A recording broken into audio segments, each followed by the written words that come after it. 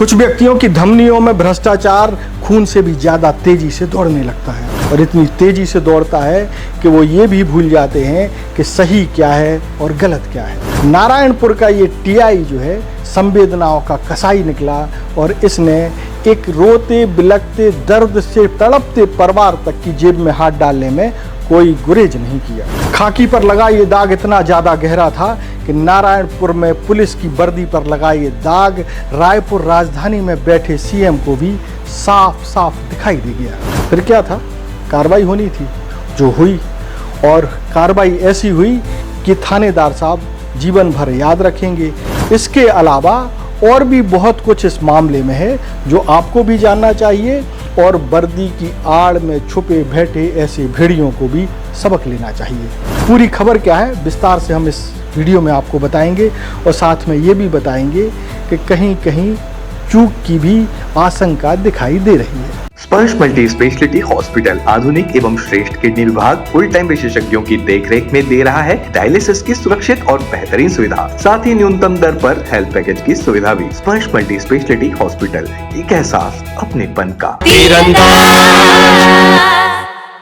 महाभारत के चौथे अध्याय में 8वां श्लोक है, परित्राणाय साधूनाम विनाशाय चतुष्कृताम धर्म संस्थापनार्थाय संभवामि युगे युगे। इसका भावार्थ है कि परित्राणाय साधूनाम यानी कि सज्जन व्यक्तियों की रक्षा के लिए, दुष्ट व्यक्तियों के संहार के लिए मैं हर बार, और धर्म की स्थापना के लिए मैं युगों युगों में आता रहता हूँ, अवतार लेता रहता हूँ।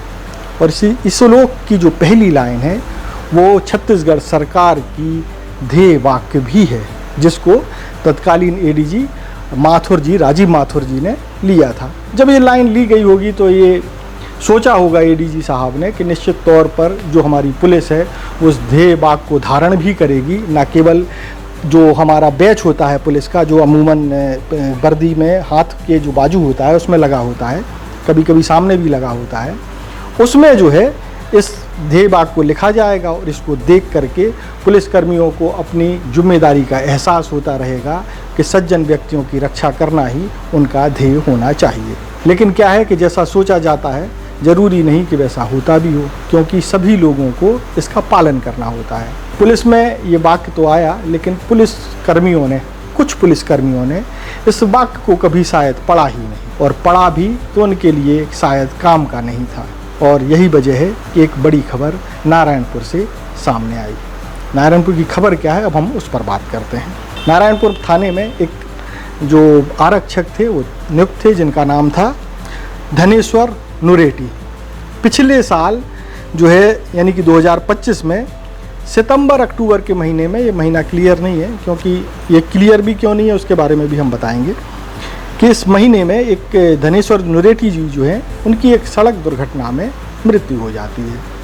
परिवार के सामने आप समझ रहे होंगे कि जब परिवार का मुखिया जाता है तो दुखों का पहाड़ टूट पड़ता है, और जब दुखों का पहाड़ टूट पड़ता है तो सबसे बड़ी चिंता सताती है कि परिवार का भरण पोषण और बच्चों के भविष्य को लेकर के आगे क्या होगा।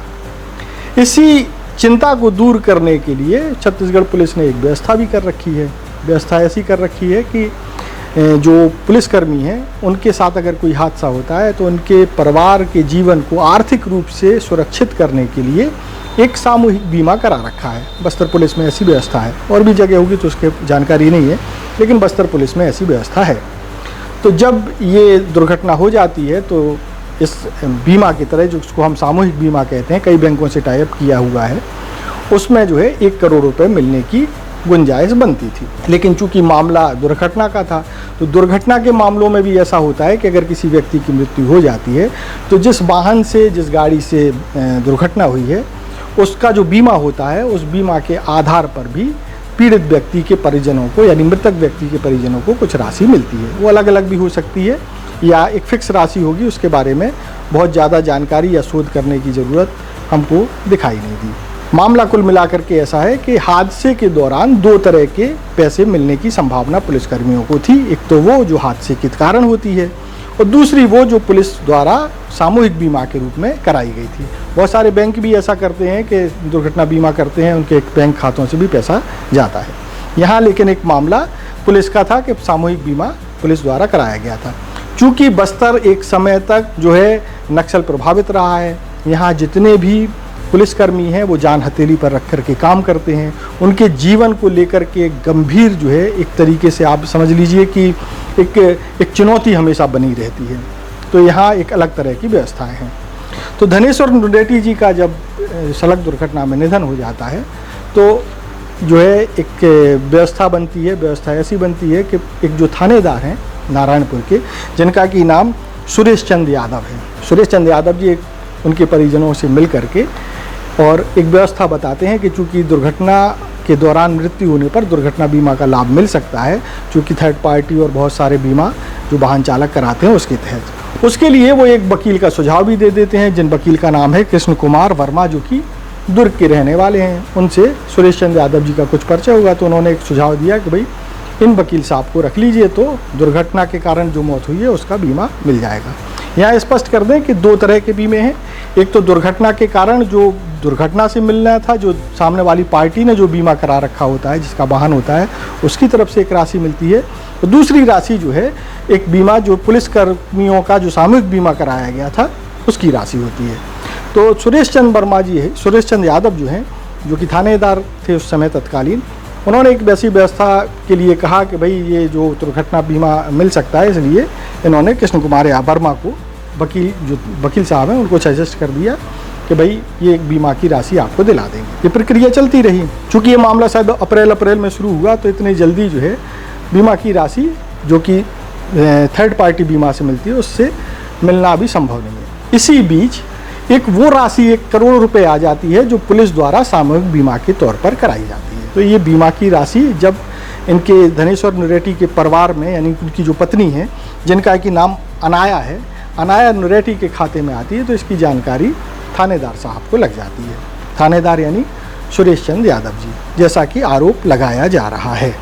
जब ये राशि जो है अनाया नुरेटी जी के खाते में आती है, तो उनका एक पुत्र भी है रामलाल नुरेटी, जिनकी अनुकंपा नियुक्ति भी लगनी है, उसकी प्रक्रिया चल रही है।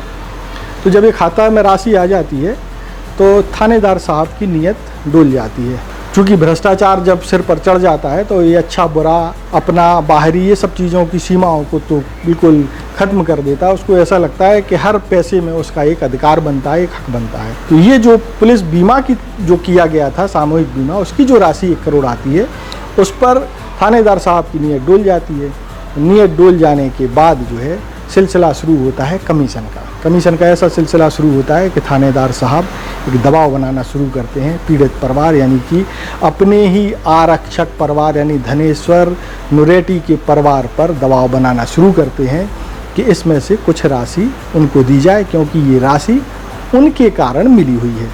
या ये भी समझ लें कि या एक कन्फ्यूजन ये भी हो सकता है कि ये राशि वही राशि है जो आरक्षक का जो थर्ड पार्टी बीमा है उसके जरिए मिली हुई है और वो उन्होंने दिलवाई है। मामला कुछ भी हो, किसी भी सूरत में उनका कोई हिस्सा नहीं बचता है। चूँकि यादव जी को ऐसा लगा कि हर चीज़ में उनका हिस्सा है, तो उन्होंने इसमें हिस्सा मांग लिया। बताया ये जा रहा है कि धनेश्वर नुरेटी की पत्नी और बेटे को इतना ज़्यादा मानसिक रूप से प्रताड़ित किया गया कि उनसे 2 किस्तों में मई महीने में, इसी साल मई महीने में, एक तो 14 मई को और दूसरा 19 मई को 2 किस्तों में 9.5 लाख रुपए अपने निकलवा लिए।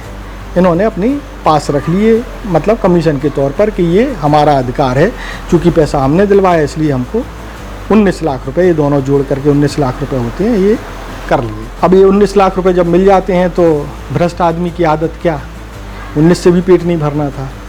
फिर शुरू होता है एक नया प्रपंच यादव जी का, जैसा कि आरोप है। यादव जी नया प्रपंच शुरू करते हैं और कहते हैं कि भाई ये 19 लाख से हमारा काम नहीं बनना है, ये जो 1 करोड़ मिले हैं उसमें से 50% हिस्सा हमको चाहिए, यानी कि 50 लाख रुपए हमको चाहिए। और इसको लेकर के नई प्रताड़ना का जो है क्रम शुरू होता है। आरोप ये है कि इस मामले में, यानी कि प्रताड़ना के इस मामले में वकील साहब भी इन्वॉल्व थे, ऐसा आरोप पुलिस द्वारा लगाया जा रहा है। इस मामले की शिकायत करीब, ऐसा भी बताया जा रहा है, पहली शिकायत करीब 20-25 दिन पहले तत्कालीन एसपी, जो कि अब ट्रांसफ़र हो गए हैं, उनके पास भी गई थी। सूत्र ये बताते हैं कि उन्होंने भी जांच कराई थी, लेकिन कार्रवाई नहीं की। अब कार्रवाई क्यों नहीं की, ये दर्शक हमको कमेंट बॉक्स में बता सकते हैं।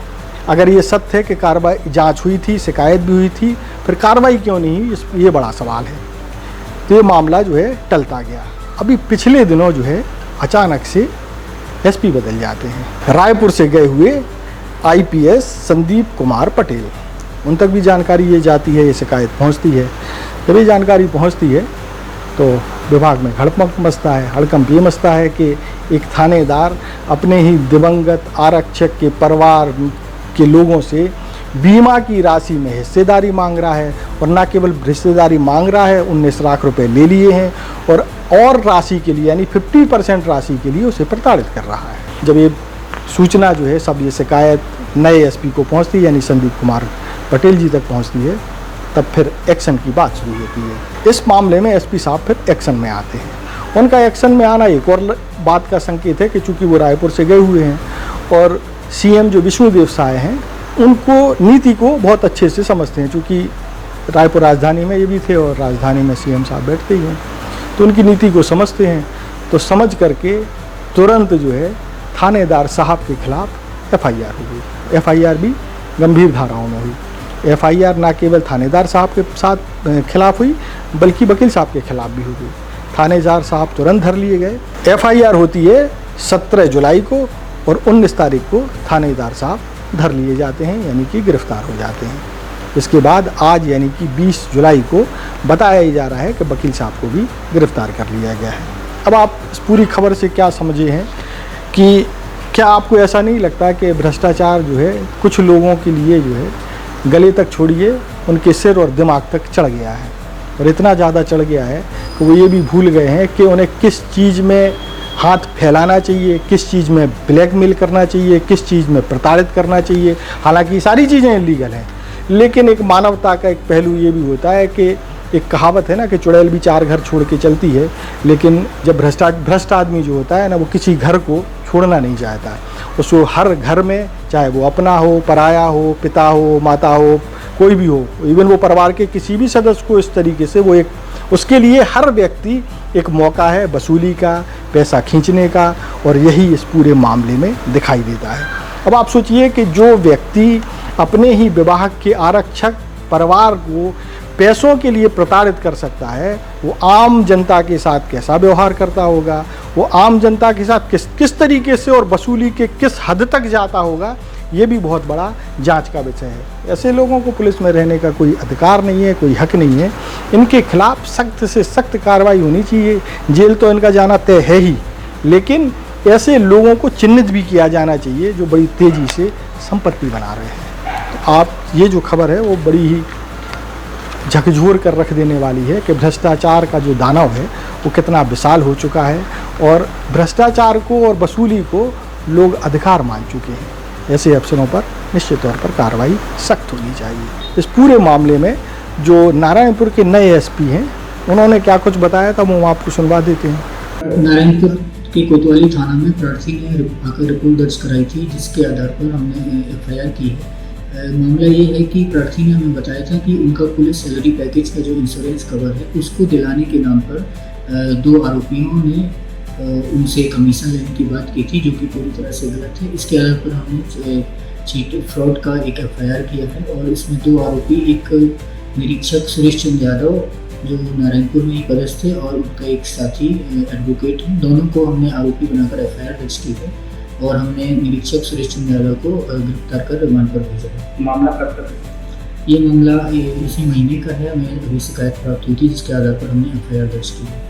तो आपने सुन लिया कि किस तरीके से नारायणपुर के नवनियुक्त एसपी साहब ने जाते ही एक भ्रष्टाचार पर बड़ी चोट की है, और छत्तीसगढ़ सरकार की जो जीरो टॉलरेंस की बात होती है वो यहाँ चरितार्थ होती हुई दिखाई दे रही है। देश और दुनिया की ताज़ा तरीन खबरों से जुड़े रहने के लिए आप तीरंदाज से ज़रूर जुड़े रहिए। तीरंदाज को सब्सक्राइब करना बिल्कुल ना भूलें, बेल आइकन को ज़रूर प्रेस कर लीजिएगा, और अगर आप हमारे इस वीडियो को हमारे फेसबुक पेज पर देख रहे हैं तो कृपया करके उसे भी फॉलो कर लें। नमस्कार। खुश है तो कोई खुशी मना ले, छोटा बड़ा केक मंगा ले, संगम में मिलता है बढ़िया केक, संगम में मिलता है बढ़िया केक। तीरंदाज।